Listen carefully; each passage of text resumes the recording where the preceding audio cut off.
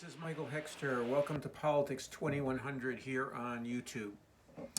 So, this episode I'm calling Neoliberal Democrats Show of Caring, Then Disregard, Engenders Deep Hatred's Reaction.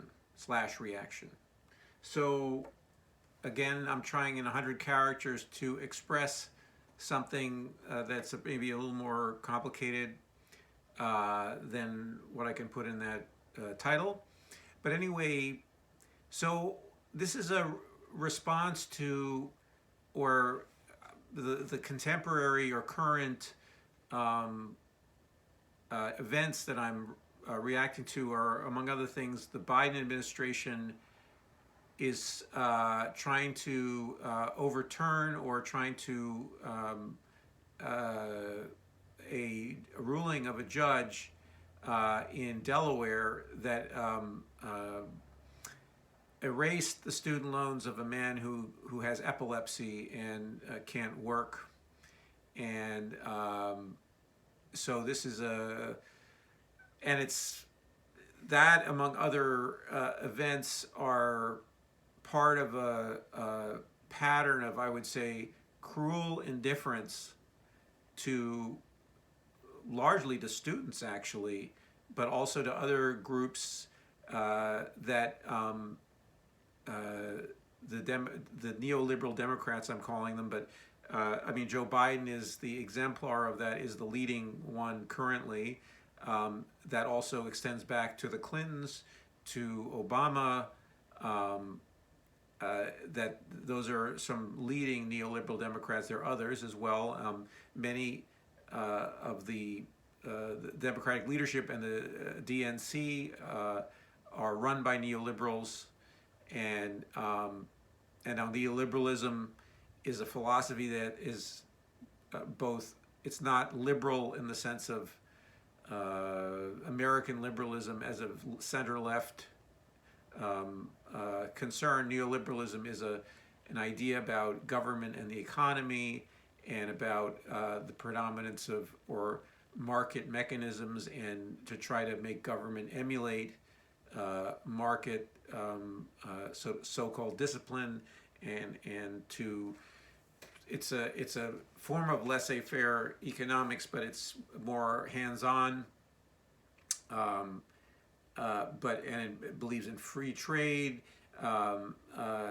Many sort of economic dogmas that are associated with neoclassical economics, among other things. And anyway, and so some leading neoliberals were Augusto Pinochet, Ronald Reagan, Margaret Thatcher. So also on the right side of the political spectrum, we have neoliberals, as well as on the left side, or in the center, let's say. Emmanuel Macron is also neoliberal generally in his approach.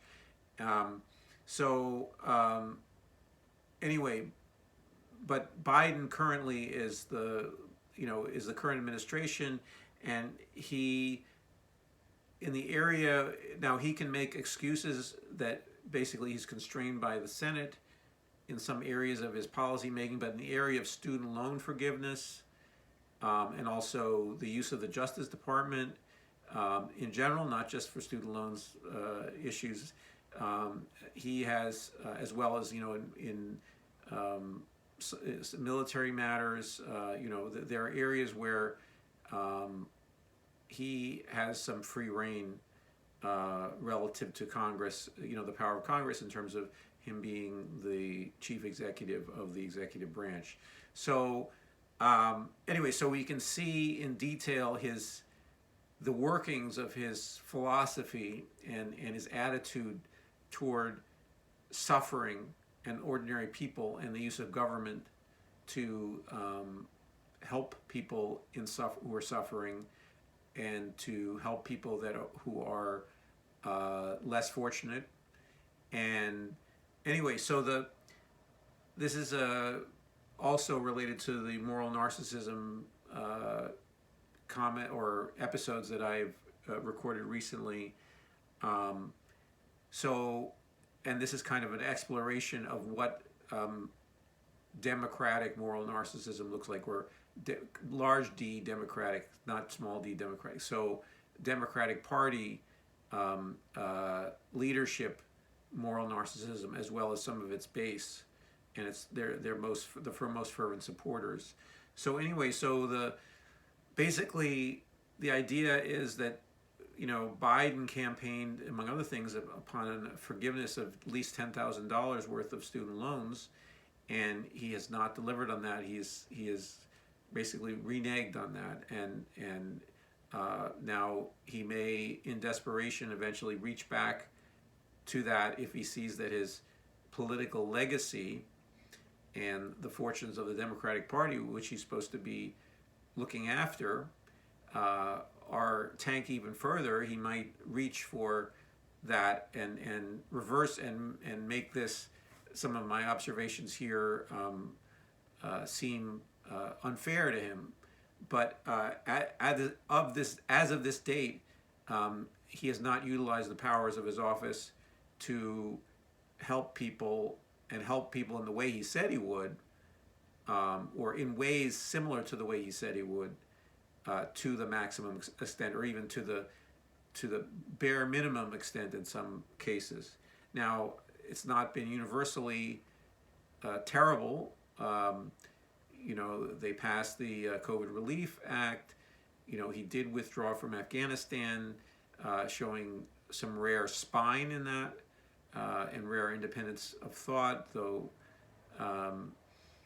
But other than that, he seems to huddle, and the Biden administration seems to huddle with their corporate donors, and also the press, the mainstream press, in terms of huddles and cowers before them. So, but anyway, the game, the good cop, bad cop game, requires that I believe is central to understanding U.S. politics as it's currently constituted, is where the Democrats play the good cops. It's mandatory that they show caring, and they make displays of caring, and they even, this is where the moral narcissism comes in. In other words, one has the sense of being a larger person, enlargement of oneself, when one shows one to be charitable and magnanimous and beneficent. Okay, I'm not saying that being charitable, being beneficent, are bad things. Okay, they're good things to do, but to actually do them and not expect and not talk about them, or I'm not saying not talk about them, but to use talk and to lead people on to think that one is magnanimous and charitable, and broad-minded and caring. Okay, while not doing the acts that are within one's power to be those things, is certainly cruel, and also to want. This is where the narcissism comes in: is to want the approbation, okay, of other people for at least for saying one has good intentions. Okay, another way to say this is the path to hell is paved in good intentions. So, and in this case, the Democrats are purveyors of good intentions. The establishment Democrats are purveyors of good intentions in American politics. There are good Democrats. There are people who want to do good, okay, within the Democratic Party, but they are sidelined. Most of them are progressives. Most of them, there's some people who, on an individual level, defy this, what I'm describing as this sham caring, and they actually do things even though they're not quote unquote progressives. But most of the people who are consistently trying to serve the public and trying to help the public tend toward the progressive side of the actual progressive side. So not even the Congressional Progressive Caucus in total, but the left side of it, the squad basically, and a few other people adjacent to the squad, or or some in the past who thought of public service as being their primary job in Congress, rather than the collection of donations and career advancement for themselves and their family, and so forth and so on. So anyway, so this recent so recently, or just as reported in the Daily Poster, this man with epilepsy was denied this, or they're attempting to deny him what the judge said he can have, and also Joe Biden has not delivered on any of his student loan, even though he has the authority to basically forgive all student loan debt, which is about $1.7 trillion currently, and that would be an enormous boost to the economy. And I mean, there was just so many upsides to it for the economy and for the reputation of the Democrats, but you see here how the at least two-faced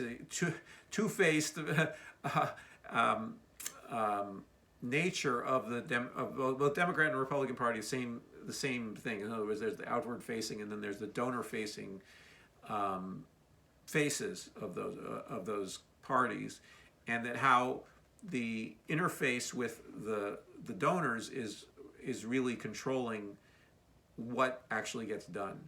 And in this case, the donors are against this forgiveness because it creates, even though the loans are these are all loans owed to the federal government. In some sense, there are no private lenders involved in these loans, in many of these loans, but the precedent and the spectacle of the government doing this act creates, challenges issues of control. And also, even though immediate dollar, now there are private servicing entities that would lose out. So in other words, there's a whole industry of government contractors that service the student loans that would be cut out of their funding and their profits, or even their operating budgets if they're nonprofit,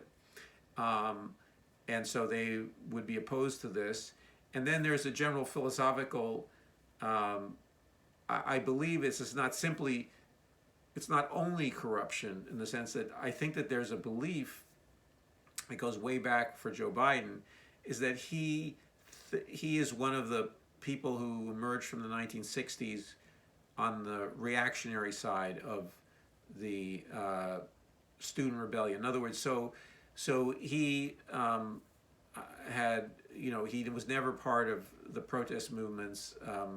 He claims to have been in a civil rights march, but he was quite an indifferent, unlike Bernie Sanders, a man who's about the same age.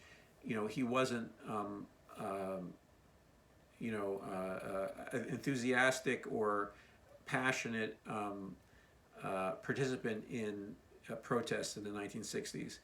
And there is a certain, the theory, the student loans in some sense came into being in part as a response to the rebellions of the 1960s and the student rebellions of the 1960s, that in a way that this would be a disciplining, that it would focus students on earning money to pay back these loans, rather than on ideas and on disrupting even, or just the college experience or whatever of whatever that you would organize as students and so forth and so on, and this was,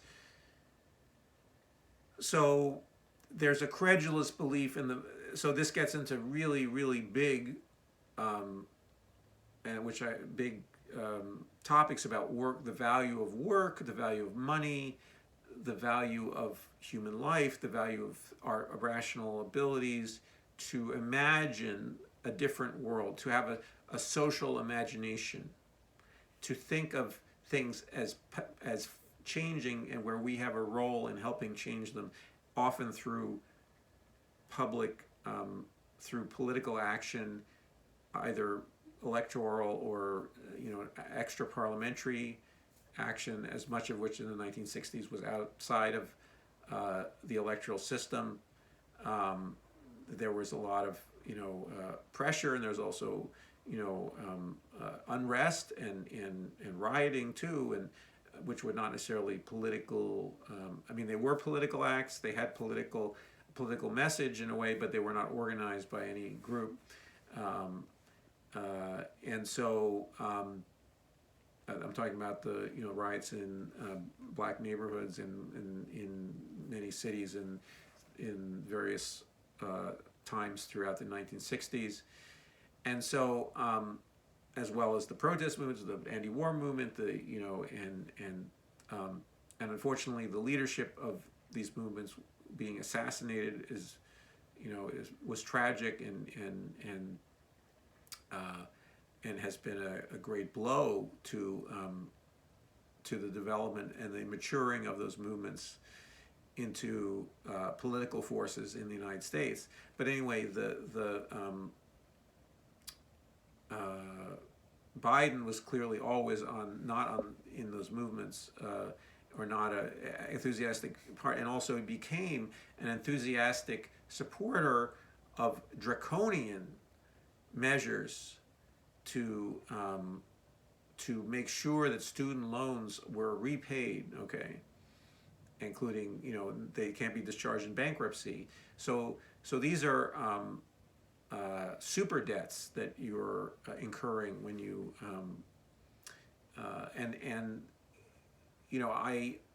so there's basically a lack of a liberatory imagination, and also in someone like Joe Biden, and that contrasts him sharply with Roosevelt, who he made some noises about wanting, or at least there was some flirtation with the idea that he would do Rooseveltian things. And now Roosevelt was not, a 1960s radical student leader or anything, but relative to Biden, he certainly was, in the sense of he thought of, that he wanted to, relieve many of the pains and sufferings of capitalism, by regulating capitalism, by providing social services and so forth and so on, and that's not been Joe Biden's approach. So, but anyway, to get to the top, to the title of that this is a long-standing problem that comes from before Joe Biden, and maybe will follow Joe Biden, is that the seething hatreds of liberals, that you see on the right wing, are a direct response in some ways to, I'm not saying they're entirely caused by, but they have many motivations, but the liberal, I shouldn't use the word liberal, the neoliberal Democratic leadership from Clinton to Obama to Biden, and also Hillary Clinton in between to some degree, it created a culture of shows of caring, of appearing like a better person, appearing like a smarter person, also meritocracy, a belief in meritocratic achievement, and so that in some sense that you would create a meritocracy, not a welfare provisions that would support people, and Medicare for all is a welfare provision. I mean, I'm using the word welfare, which is a controversial word in the United States because it's associated with AFDC, which has been tarnished by years of propaganda against it. But anyway, but basically the welfare provisions of government were gotten rid of, and the idea that people would ascend through a meritocratic, that you give people access to things, and you give them access to, among other things, education, okay, which is the ultimate meritocratic belief system, that somehow through education everybody was going to learn to code, and everyone was therefore we're going to solve poverty by everybody learning to code. So I'm using code as an example, but through an educational route, okay, but this would never happen. In other words, not everybody can be a coder, and not everybody can ascend through educational channels to middle class, comfortable middle class life, or even to the elite. So the this system then, this is a form of taunting.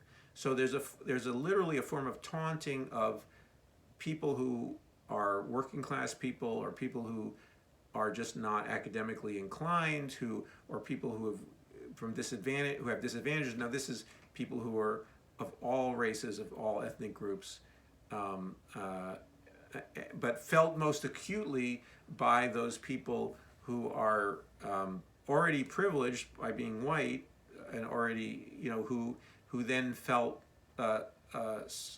looked down upon by this new class of Democrats who thought of meritocratic, ascending by meritocratic, and also who clustered then in metropolitan areas, and who feel at the same time, like with NAFTA, among other things, cutting out literally the any protections that U.S. industry had against foreign competition, and against race to the bottom in terms of labor standards, in terms of environmental standards, and so forth and so on, via its credulous belief in free trade policy. So all of this, and the Clinton administration became they passed NAFTA, and they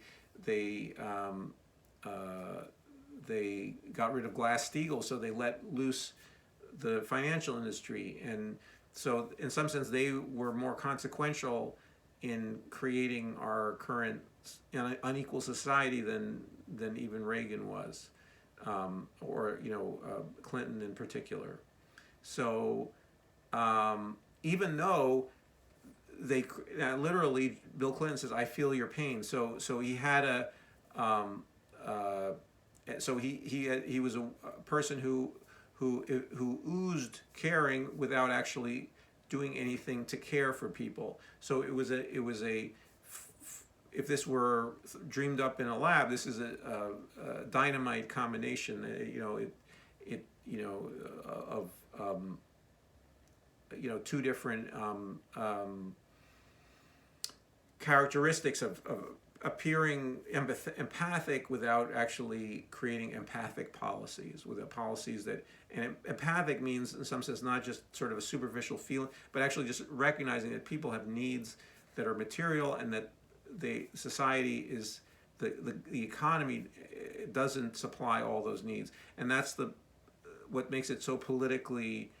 It requires political bravery, and it requires an independence from the donor class, the capitalist donor class, to say, like, no, you can't run society. You may be able to run your business, but you can't run society, and that and it requires bravery, and it requires independence of mind, none of which these Democrats had. Or they certainly thought they were inventing, at least the Clintons thought they were inventing some kind of new, clever fiddle, gadget to compromise with the Reaganite doctrines that became dominant in business and in politics in the 1990s. And anyway, so the visceral hatreds and so we have classes of people who've grown up, who some of whom are privileged, some of whom are sort of privileged, some of whom became, at least had some of this, were good at school, and were able to advance somehow through other means, and they became comfortable, but they also, and there was a series of liberal, quote unquote, now these are sort of actual liberal cultural beliefs, or socially liberal, we call it, cultural beliefs that unite them and that are part of their passionate, their identities, some about who they are and so forth and so on. They're proud of them, or they're angry that there are people who make fun of them for having these characteristics and so forth and so on. But they in turn heap scorn upon the people who are left out of this charm circle. And so this is where the deep hatred comes. This is where the suspicion and literally, and so institutions like the media also perpetuate this. And Cenk Uygur has been recently, he changed his interpretation of what basically the base of the Republican Party is, and an anti-vax movement and so forth and so on.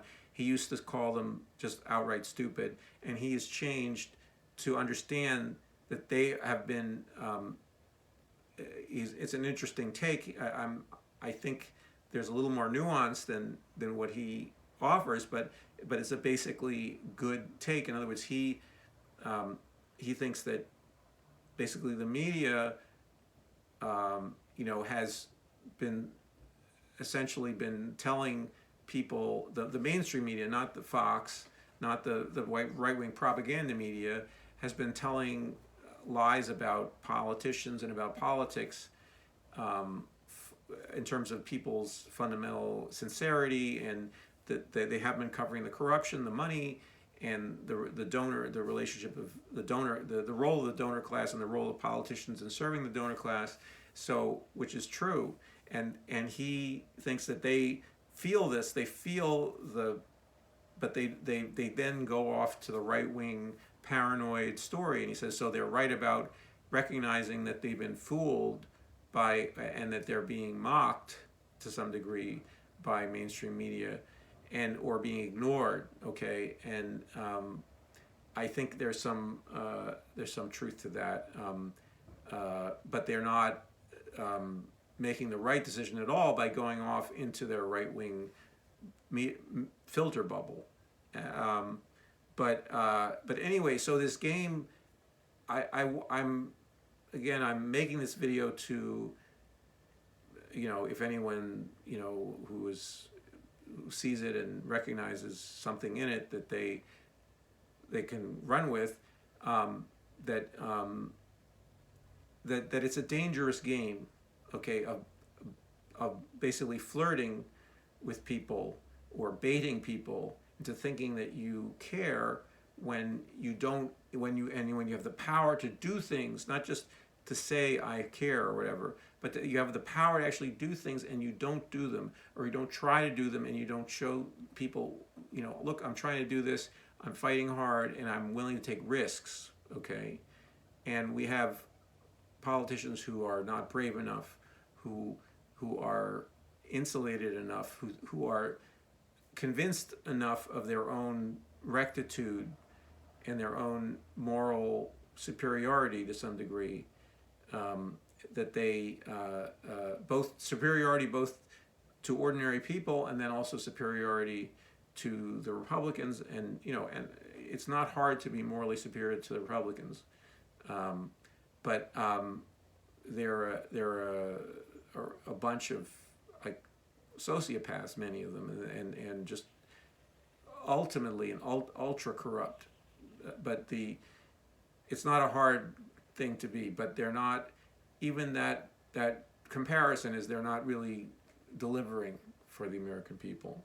So anyway, it's also a plea to, for people who are in the base of the Democratic establishment to try to hold them accountable and try to send messages to them that they need to do a lot better, and they need to get off their high horses and live in their insulated world with, for instance, Nancy Pelosi lying to people that it's a free market, that insider trading by Congress people is quote unquote participation in a free market.